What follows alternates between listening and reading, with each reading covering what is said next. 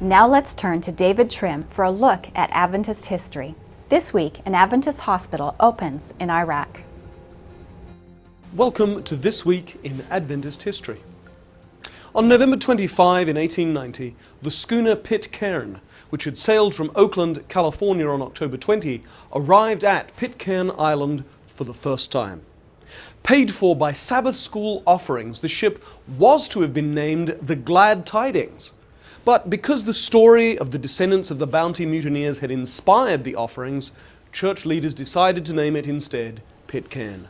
Throughout the 1890s, it made many voyages across the islands of the South Pacific. On November 26, in 1827, Ellen Gould Harmon and her twin sister Elizabeth were born to Robert and Eunice Harmon near the village of Gorham in the U.S. state of Maine.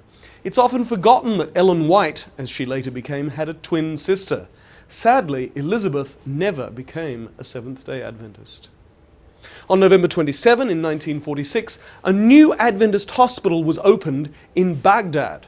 The Dar el-Salam Hospital was well regarded, but after the Iraqi Revolution of 1958, the new government nationalized the hospital in 1959.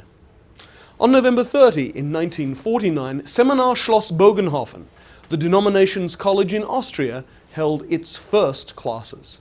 And on December 1st, in 1901, the Atlantic Union Conference was established, the last of the union conferences in the United States to be formed. That was This Week in Adventist History.